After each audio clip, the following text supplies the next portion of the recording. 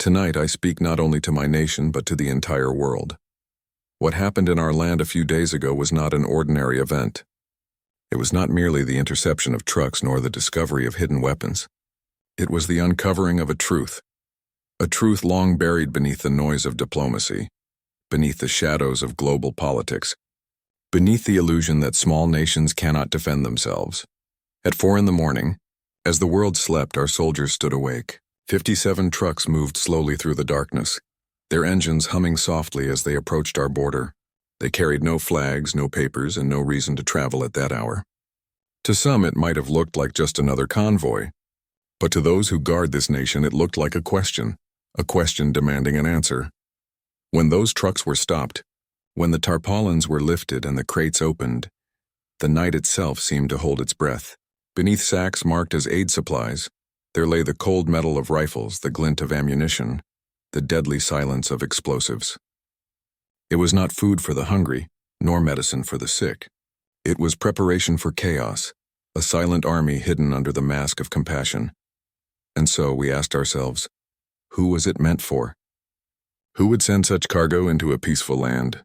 And more importantly, why? This, my friends, is not a question for Burkina Faso alone. It is a question for all nations that have ever stood between freedom and influence, between self-determination and domination. It is a question for every people who have dared to rise, only to find that unseen hands move pieces on a board they never agreed to play upon. The world has often spoken of equality among nations. But equality is not proclaimed in speeches. It is proven in respect. And respect is not given when a people are treated as mere instruments in another's design. That night when our soldiers opened those trucks, we did not just discover weapons. We discovered that our independence must be defended not once, but every day and every generation. Some will say, perhaps it was a mistake. Others will whisper, perhaps the president exaggerates. To them I say this: the crates do not lie. The weapons do not lie. The evidence speaks louder than any rumor. And though I will not name nations or point fingers, the truth needs no interpreter. When the strong believe the weak will never resist, they forget that even the smallest spark can light a fire that changes history. This moment is not about revenge. It is about revelation. It is about understanding that the lines drawn on our maps are more than borders. They are boundaries of dignity. And dignity, once awakened, cannot be subdued. Our investigation continues carefully and transparently. What we have found so far points not to individuals, but to systems. Systems that profit when others bleed. Systems that build wealth from conflict and call it assistance. Systems that send weapons in the name of peace. But I say to you now, and I say it clearly, peace cannot ride in the back of a truck filled with rifles. Tonight we choose a different road. We will not answer darkness with darkness. We will not turn this discovery into a weapon of hatred. Instead, we will turn it into a mirror, one that reflects the reality of our world back to those who refuse to see it. For too long, Africa has been told its destiny by voices beyond its shores. But that age is ending. Our sovereignty is not a gift. It is a responsibility, and we will protect it with truth, with unity, and with the courage to stand even when standing alone. This operation was not simply an act of defense. It was an act of awakening. It reminded us that security is not only the duty of soldiers, it is the duty of citizens, of journalists, of teachers, of every young person who dares to dream of a future free from manipulation. The seizure of those 57 trucks is not the end of a story. It is the first chapter of a new one written by Africans for Africa and shared with the world, because we are not at war with anyone. We are at war with ignorance, with dependency, with the chains of the past. And this time the world will see that our struggle is not against nations, but against the idea that some lives are worth more than others. When I looked at those trucks, I did not see weapons. I saw classrooms yet to be built. I saw hospitals yet to heal. I saw roads that could connect villages, farms that could feed families, children who could grow up with books in their hands instead of fear in their hearts. And so I made a decision, one that will echo beyond this crisis. We will transform instruments of death into symbols of life. We will melt the metal that was meant to divide us and forge it into the future that will unite us. And to every nation watching, I say this is not defiance. This is dignity. When dawn broke after the seizure, The sun did not rise on Burkina Faso alone. It rose on a continent standing at a crossroads between silence and awakening. The question we face is not who sent those weapons, but what kind of world allows them to exist in such numbers, traveling unseen across deserts and borders while words like aid, cooperation, and democracy fill our conferences. I speak tonight not with anger, but with clarity. For decades, the developing world has been told to accept the logic of dependency. Loans written with invisible conditions, partnerships that end where equality begins, and promises of peace carried by the same ships that once carried chains. But the new generation does not accept this. The seizure of those trucks is only one incident. The real story is the system that made such a shipment possible. Let me be clear. This speech is not an accusation. It is an invitation to every nation, east and west, north and south, to re-examine the ethics of influence. The weapons we intercepted were forged in factories far from our soil, yet the consequences would have been buried here, in the hearts of mothers and the futures of children who never chose to fight anyone. If we remain silent, others will write our narrative for us. They will say the continent cannot govern itself, that instability is our natural state, and that intervention is our destiny. But look closely and you will see that every act of resilience, every community that rises after hardship, proves the opposite. We are not a continent of conflict. We are a continent of endurance. When my Security Council gathered to review the evidence, I asked them one question. What lesson should the world learn from this? They did not speak of vengeance or confrontation. They spoke of reform, of transparency in global trade, of traceable arms routes, of accountability beyond borders. Their words reminded me that leadership is not the art of shouting the loudest. It is the courage to listen to reason even in the midst of outrage. To our partners abroad, I say this: cooperation must no longer be a mask for control. True partnership begins when no nation fears that its sovereignty will be traded for security. The age of secrecy must yield to an age of shared responsibility. If a rifle can cross 10 borders unseen, then perhaps it is time for intelligence, not intimidation, to guide international relations. And to the organizations that claim to defend peace, I ask, where were the satellites that watch our skies? Where were the agencies that track every transaction, every shipment, every vessel? If they can detect the movement of storms across oceans, could they not detect the movement of 57 trucks across a border? The world is full of eyes, yet it often chooses blindness when the truth is inconvenient. Still, I do not come here to accuse the watchers. I come to awaken them. Let the discovery in Burkina Faso be the signal that the time for selective awareness is over. Let it be the moment when nations decide that security cannot be outsourced, that justice cannot be imported, and that the dignity of one people cannot rest upon the subjugation of another. Our soldiers who stood in that dusty border post did not think they were making history. They were simply doing their duty, yet by their vigilance they reminded the world that sovereignty is defended not by size, but by conscience. Their courage has become a mirror for all nations, a reminder that vigilance is not a privilege of the powerful. It is a right of every people who choose to live free. After the operation, I visited the warehouses where the weapons were stored under guard. The smell of oil and metal filled the air. Rows upon rows of crates lined the floor. For a moment I felt the weight of centuries. How many such weapons had crossed our lands before, unseen, unspoken of, shaping destinies without a single citizen's consent? And I understood that our struggle is not only against those who planned this particular act, but against the mindset that normalizes such acts as inevitable. To the international community, I say, the silence of the innocent is the victory of the corrupt. If we truly desire a safer world, we must end the economy of conflict, the hidden industry that grows richer every time a war begins and poorer every time a treaty is honored. The global market for weapons should not be larger than the global budget for education, yet today it is. That imbalance is not fate. It is choice, and choices can change. Therefore, I call for a new global compact, not one signed in marble halls by ministers alone, but one written in the daily decisions of ordinary people and companies that choose ethics over profit. Let it begin with transparency. Every weapon manufactured, every shipment cleared, every deal signed must be known to the world. Let light be the new deterrent. For darkness, as we have seen, hides more than contraband. It hides conscience. Some will say these are idealistic words. To them I respond, So were the first declarations of independence, the first dreams of unity, the first revolutions against slavery and colonization. Every movement toward dignity begins as an idea dismissed as naive. Yet time always proves that ideals, when defended with discipline, become the foundation of progress. Our continent does not seek isolation. We seek equality. We do not reject partnership. We reject domination disguised as partnership. The events of recent days have made one thing clear. The world's old hierarchies are trembling, and the new order that replaces them must be built on mutual respect, or it will collapse beneath hypocrisy. Let us, then, transform this crisis into a classroom. Let us study not the smuggler's route, but the system that made it profitable. Let us teach our children that vigilance is not paranoia, but patriotism.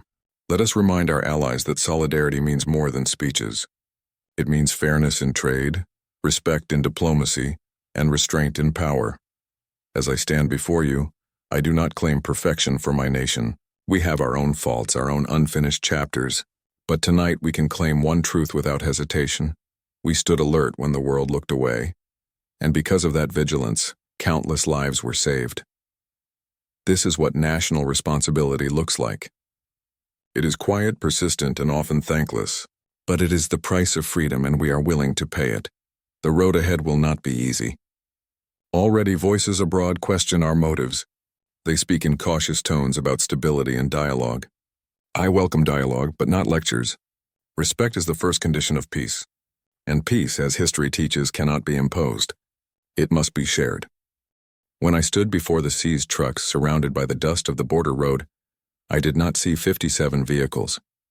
I saw 57 lessons. Each one carried the weight of choices made elsewhere. Choices that spoke louder than treaties, louder than speeches, louder than promises. Those crates did not just contain weapons, they contained the proof that some still believe Africa is a theater where others can play their invisible games. But that belief is dying. The discovery at our border marks the beginning of its end. For too long, the continent was seen through the eyes of those who feared its awakening. Our resources were counted, but our people were not. Our lands were studied, but our voices were ignored.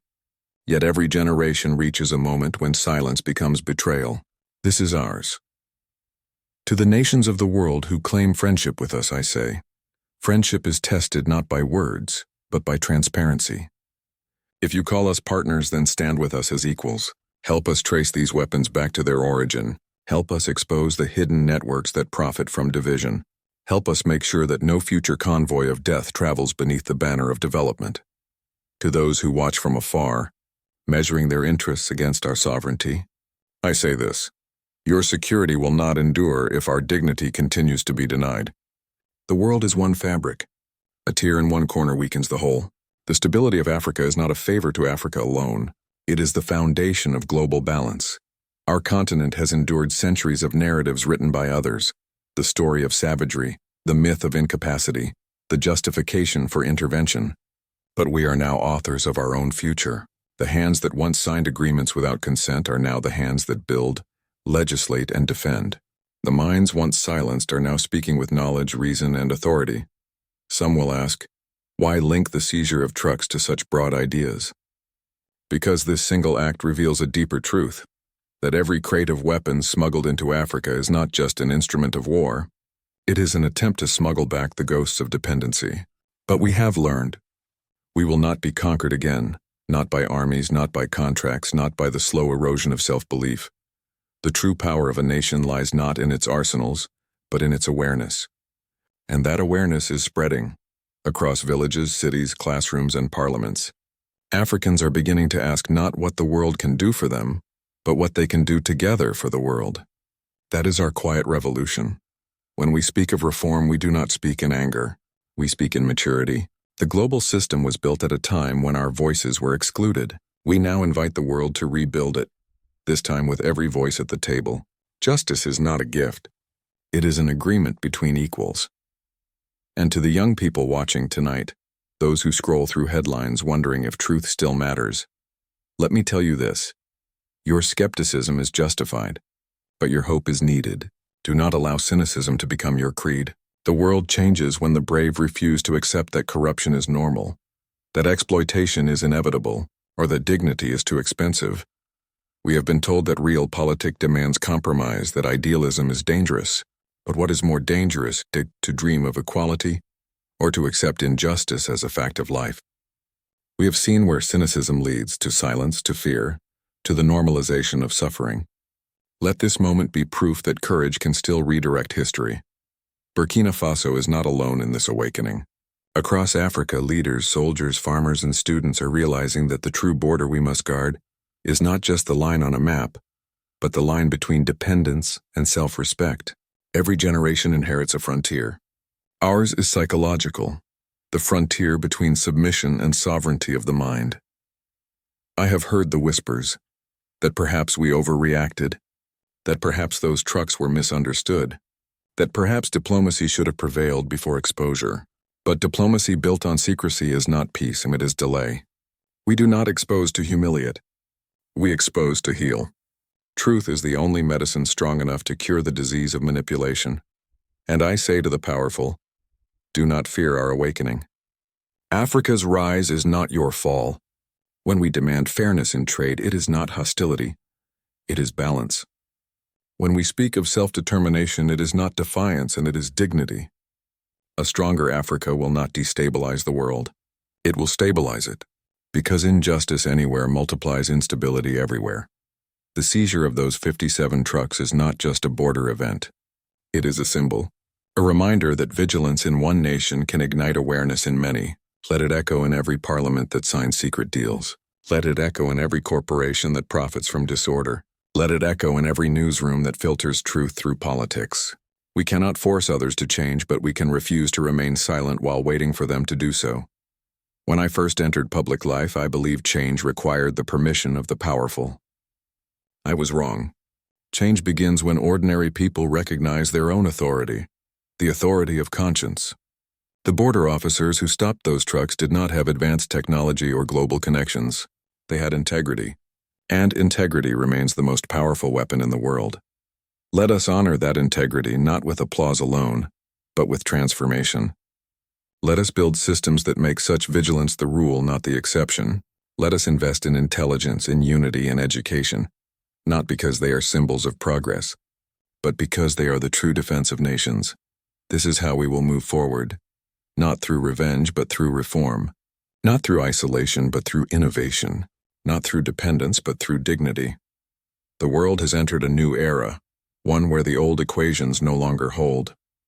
The age of dominance must give way to the age of dialogue. The age of exploitation must give way to the age of equity. And if this vision sounds impossible, remember that every great transformation once sounded the same. When history is written, it does not remember the number of trucks stopped at a border. It remembers the moment when a people decided they would no longer be silent about the truth. 57 trucks may seem small against the vast machinery of global power. Yet every storm begins with a single shift of air. Every revolution of conscience begins with one decision. Enough. Enough of being the last to know what crosses are. Borders. Enough of being told that poverty is our natural condition. Enough of being invited to conferences where our destiny is discussed, but never decided by us. We are not a continent, asking for permission to rise. We are a continent reminding the world that we were never meant to kneel. The truth that emerged from those seized trucks is not a scandal. It is a mirror. And that mirror does not just reflect Burkina Faso. It reflects us all.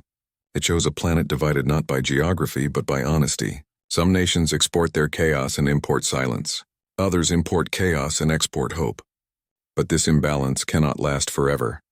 The time has come for a new kind of globalism. One built not on domination, but on dignity. The old order taught us that power is the privilege of a few. The new order must teach us that power is responsibility shared by all. When we look to America, to Europe, to Asia, to every partner who has extended a hand to Africa, we do not turn away. We reach back, but not as subjects, as equals. The relationship between nations must no longer resemble a ladder where one climbs while another holds the weight. It must resemble a bridge, two sides meeting in the middle, built on trust, strengthened by truth. Let this moment be the beginning of that bridge. Let every nation watching tonight understand, Africa does not seek isolation or revenge. We seek fairness. We seek respect. We seek the same right that every nation claims. The right to define our future with our own hands. If there were indeed unseen forces behind the cargo, let them hear this clearly. We do not respond to shadows with shadows. We respond with sunlight. Our investigation will be transparent. Our findings will be shared.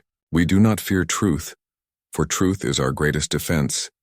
And to the citizens of the world, not governments but people, I ask for your solidarity, because this is not an African issue, it is a human one. The same system that floods one continent with weapons floods another with misinformation. The same machinery that profits from war also profits from fear. We cannot dismantle it separately. We must do it together, through awareness, through accountability, through the simple act of caring who benefits when others suffer. I know some of you listening tonight will doubt this speech. Some will say it is political theater, but let me tell you, it is not theater that keeps men awake at night wondering how many lives could have been lost if those trucks had not been stopped. It is not theater that drives a nation to question what lies behind friendly smiles and generous aid. It is not theater that builds courage in the hearts of soldiers standing guard on the edge of uncertainty. It is conscience. And conscience, once awakened, cannot sleep again. The world has taught us to be pragmatic, to measure progress by numbers, trade, and alliances. But I measure progress by integrity. If our economy grows but our souls shrink, we have lost. If our influence expands but our principles decay, we have failed. And if we gain the world but lose our freedom, we have betrayed every ancestor who dreamed of liberation. I do not say this as a challenge to the West, nor as a rejection of cooperation. I say it as an appeal, a call for balance. The wealth of one region must not depend on the weakness of another. The peace of one people must not rest on the fear of another. If globalization is to mean anything in the 21st century, it must mean shared prosperity, not shared vulnerability. Burkina Faso may be small, but the principles we defend are not. When we stand against covert manipulation, we stand for every nation that has ever been treated as a pawn. When we demand transparency, we speak for every people who have been kept in darkness. When we call for justice, we echo the heartbeat of humanity itself. And I say to every leader, every diplomat, every citizen watching this broadcast, you cannot claim to love peace while investing in the tools of war. You cannot claim to defend freedom while exploiting dependency. You cannot claim to stand for democracy if your alliances thrive on secrecy. The world does not need more speeches about values. It needs actions that honor them. Tonight, as I address the global community, I do not offer defiance, I offer a hand. Let us turn this revelation into reconciliation. Let us make this discovery the spark of reform.